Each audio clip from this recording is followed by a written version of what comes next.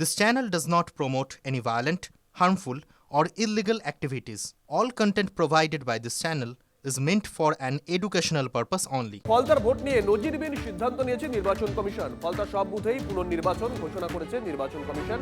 21শে মে ফলতায় আবার ভোট গ্রহণ হবে। প্রত্যেকটা বুথ অর্থাৎ 285টা বুথেই ভোট গ্রহণ হবে।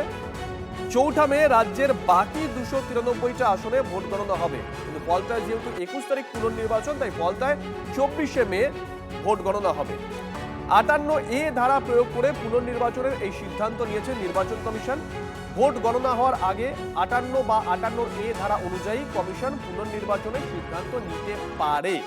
সেক্ষেত্রে ফল প্রকাশের পরও পুনর্নির্বাচন হতে পারে, কারণ সংবিধান অনুযায়ী ফল প্রকাশ হয়ে গেলে কমিশন আর পুনর্নির্বাচনের সিদ্ধান্ত নিতে পারে না। তাই ফল প্রকাশের আগেই এই সিদ্ধান্ত নিয়েছে কমিশন। শুধুমাত্র সেই অধিকার তখন, যদি ফল প্রকাশের পরে হতো তাহলে শুধুমাত্র সেই অধিকার তখন আদালতে নিতে পারে। সেই কারণেই ফলতার ক্ষেত্রে এই বিশেষ ক্ষমতা প্রয়োগ করেছে নির্বাচন কমিশন। প্রায় 240টা মতো বুথে আমরা অবজেকশন দিয়েছিলাম এবং নির্বাচন কমিশনকে আমরা বলেছিলাম, স্পেশাল অবজারভার এসেছিলেন, ওনাকে বলেছিলাম আপনি খতিয়ে দেখুন, আমাদের দৃঢ় বিশ্বাস আমরা যেটা বলছি সেটা সঠিক এবং আমরা চাই পুনর্নির্বাচনটা হোক, পুরোটাই নির্বাচনটা হোক। এই ব্ল্যাক টেপ মারা হয়েছে, আতর লাগানো হয়েছে, সিসিটিভি ক্যামেরা ঘুরিয়ে রাখা হয়েছে। অতএব পুনর্নির্বাচনটা আমরা দাবি করেছিলাম, নির্বাচন কমিশন সব খতিয়ে দেখে পুনর্নির্বাচনটা করে দিয়েছে। এই কৃতদাস কমিশন মালিকের চাকরগিরি করতে করতে এমন জায়গায় পৌঁছেছে যে বুঝতে পেরেছে যে এইসব বুথে ইভিএম খুললে পরে বিজেপি চোখে সর্ষে ফুল দেখবে, সেখানে কাউন্টিংই বন্ধ করিয়ে রাখছে। ফলতায় এটা কি দাবাং নাকি এনকাউন্টার স্পেশালিস্টকে পাঠিয়েছিল? তার রিপোর্টটা কোথায়? তার রিপোর্টে কি কোনো রিপোলিং এর উল্লেখ করা ছিল? তার রিপোর্টে কি কোথাও লুট করার উল্লেখ করা ছিল?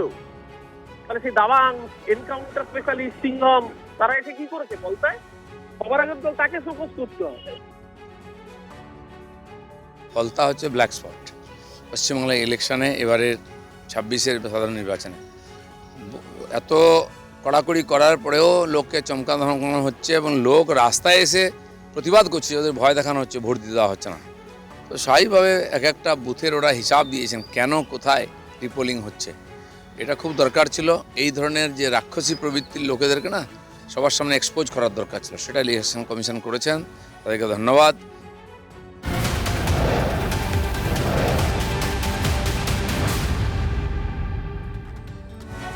ডায়মন্ড হারবার মডেল চুরমার। ফলতায় পুনর্নির্বাচন ঘোষণার পরই পোস্ট বিজেপি। এক্স মাধ্যমে অভিষেককে খোঁচা দিয়ে পোস্ট করেন অমিত মালব্য।